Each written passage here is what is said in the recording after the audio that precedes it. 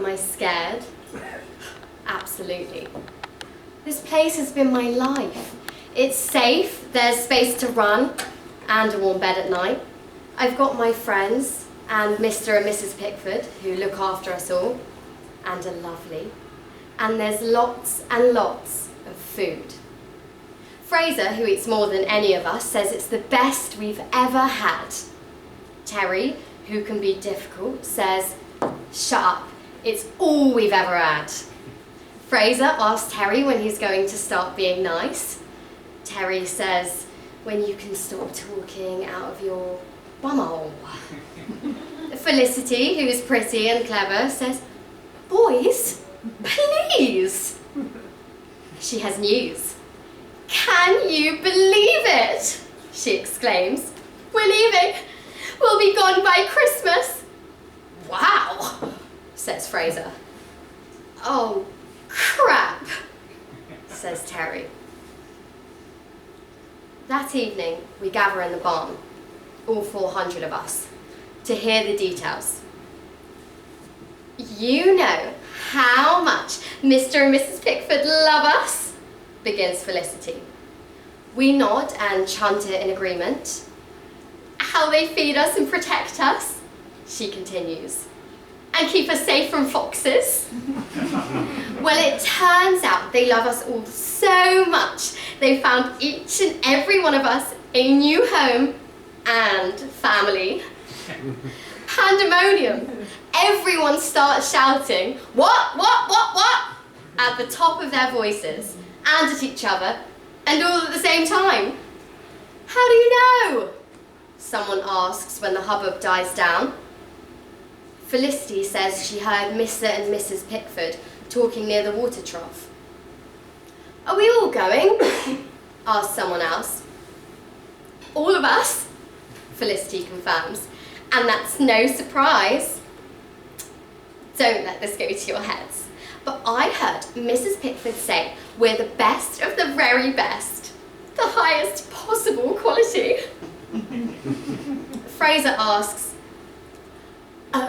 "Will we get Christmas presents?" "I don't see why not." "I hope I get a bicycle," someone shouts. "You'll have to discuss that with your new family," Felicity chuckles. "Will they like us?" I ask. "Will they love us?" "Yes," says Felicity. Mr. Pickford said they can't wait to get their hands on us. "I bet they can't," mutters Terry, but not in a happy way. Terry might be depressed.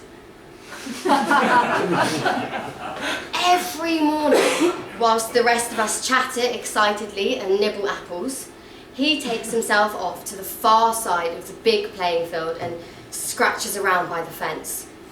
He looks over the valley towards the woods on the hill on the other side. "Think nice sports," I say when I go to see him. "What would you like for Christmas?" "Equality," he replies. "World peace." "I'd like a colouring book," I say cheerfully. "I'm trying to think nice sports too." Fraser is a nice sport. I really like him. I'm sad he and I are probably going to different families, and I worry I won't see him again. I feel low, but when I tell Felicity, she says, "Sure, whatever," which isn't as supportive as I hoped and makes me feel worse.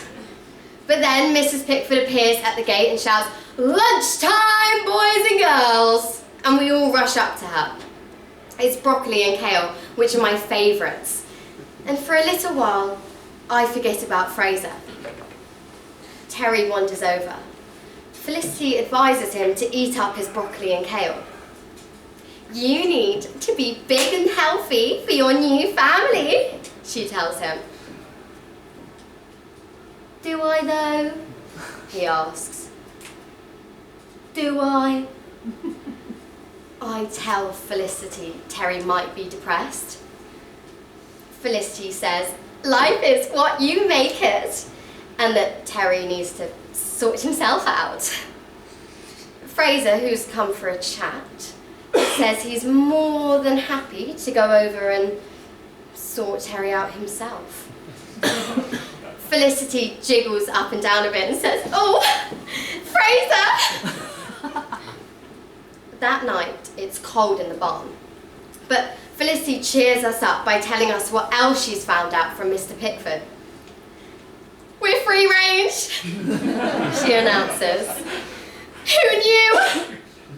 She says free range is a term that's bandied about quite liberally, but we're proper free range, and that makes us special. Also, delivery is free within a 10-mile radius. Free range and free delivery, Felicity exclaims. Just imagine. Terry says, Christ on a bike, which is a phrase I'm not familiar with.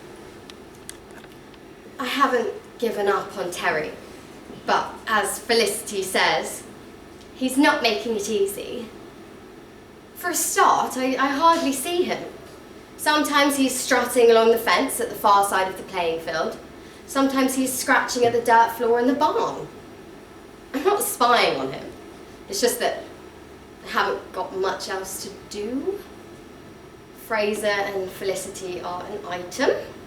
Fraser brings her apples and she makes a funny purring noise. I feel left out. There's a big tree near the water trough and I see Terry looking into its branches. I say, what are you up to? He looks as if he wants to say something important, but at the same time doesn't. He looks at me and winks with both eyelids, top and bottom. Can you keep a secret? He asks. Not really, I say. Oh, he says. Okay. Felicity has more information. It's early afternoon in the orchard when she gathers us around. I found out a bit more about what happens when we leave here, she says. This is interesting. I can't be the only one who's curious. Apparently, we're going to be stunned. Fantastic! Someone shouts. What's that? Felicity says it's something that happens between leaving here and joining a new family. You're stunned, she explains. The whole thing is stunning. I'm stunned already, Fraser admits. Felicity says that after the stunning, something else happens, although she doesn't know what because she couldn't hear exactly what Mrs. Pickford was saying. But after that, Felicity says, we're dressed. In what? Someone asks. I don't know, but apparently the pigs are in blankets. Will it be Christmassy? Someone else wants to know. It will be Christmassy, Felicity confirms. Terry is by the fence. I tell him what Felicity has said. He makes me repeat it and repeat it again. And then he cocks his head up to one side and he opens his mouth. I say, I can see you're stunned too. Oh, gizzards, he says finally. This is terrifying. Terry is in trouble. Mrs. Pickford left the gate open when she came with our lunch and Terry ran away. Luckily, Mr. Pickford brought him back. Mr. and Mrs. Pickford seem relieved rather than cross, so Terry isn't in trouble with them. But he is in trouble with Felicity. In the barn, she and Fraser make him sit on a feed box while she explains what he did. I'm not angry. she says gently. I'm disappointed and worried. Terry, you could have been killed! Fraser shakes his head. Terry makes a little snorting noise in his nostrils. It's a shame this had to happen now, Felicity says, because she has more exciting news. It looks as if we'll be setting off to see our new families by Friday, she announces. That's terrifically exciting, says Fraser. What day is it now? I have no idea, says Felicity. Terry is making a choking noise. You're mad, he says. Terry mopes in the barn. I bring him half an apple and some oatmeal, but he won't eat it. I'm on hunger strike, he says. What does that mean? I ask. It means Felicity's deranged and she's going to get us killed, he replies. That sounds rather dramatic, I tell him. Is he sure? Later, he goes for a walk, and I see him by the fence on the far side of the playing field. He's staring at the wood on the hill across the valley again. I think he's embarrassed, I tell Fraser, when we're settling down for the night. He bloody well should be, says Fraser. Terry is in trouble again. Fraser finds him digging a hole in the barn floor. He's got quite far. Only his head is showing when Fraser starts to drag him out, easily as it happens, because Fraser has been eating broccoli and kale and Terry hasn't been eating anything at all. Terry slumps on the floor while Felicity tells him off. Again. You're spoiling it for the rest of us, she scolds. How? He asks weakly. I wonder that too. Is it because Felicity likes people to do what she tells them? Terry finds enough strength to tell Felicity to sod off! In the morning, a lorry arrives. On the side, it has a picture of Felicity, or someone who looks like her. In the barn, Felicity says, how festive! Fraser says, Felicity, dear, tell us the latest.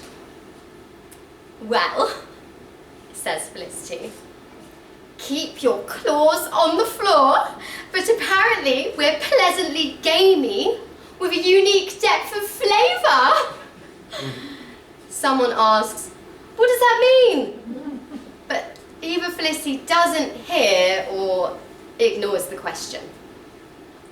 The barn door swings open. Outside it's snowing. Mrs. Pickford appears and says, come on, boys and girls, time to go. And Felicity says excitedly, this is it. This is actually it. Soon we're all in the yard and someone has lowered a ramp from the back of the lorry and Mr. and Mrs. Pickford are ushering us up it. Fraser is at the front of the crowd. I'm at the back with Felicity. Wait! Felicity shouts suddenly. Where's Terry? What? Fraser shouts back and begins to push his way through the crowd. Felicity barks. Split up! Find him! Fraser heads to the barn. Felicity heads to the water trough. He's up that tree, she snarls. I head to the far side of the playing field. I think I know what I'll find. Terry is on his back, half under, half through the wire fence. Cock, he mutters when he realises I'm there. His body seems to shrink and deflate, but not enough for him to squeeze under the fence and through to the other side. Yes, he says. I'm stuck. Yes, you're going to fetch Miss Bossy and Mr. Brains. Yes, I'm destined for the fun bus with the rest of you. He waggles his scaly toes. Alternatively, leave me here so a fox can chew my head off, or my backside. It doesn't really matter. Suddenly, it all makes sense. You've been digging this hole. That's why you keep coming here. Yes, says Terry, but not deep enough. The hunger strike. Not thin enough. The hole in the floor in the barn. Decoy. What about the tree? I just like trees. Why don't you get on Felicity's lorry? I ask. I think you know. He makes that snorting sound in his nostrils again. I'm sorry, he says. I don't know your name. Fiona. Look, Fiona. Do what you have to do, but just do it. The suspense is killing me, as is this bit of wire pressing into my breastbone. This wire? I ask, lifting it up with my foot. Yes, that one. I lift it higher. Terry wriggles, then he's free on the other side of the fence. He shakes his feathers. He points his wing towards the woods across the valley. I'm going there, he says. I'll get eaten by a fox, but it'll be my choice. Actually, it won't. But I'll go out with dignity. Actually, that's not true either. Maybe it's just the circle of life. Maybe I just don't like Christmas for obvious reasons. I hear myself say, I'll come with you. What about the fox? Terry asks. What about rhubarb and custard back there? Who? You know, Sonny and Cher? Ross and Rachel? Kim and Kanye? I think I know who he means. Stuff 'em, I say.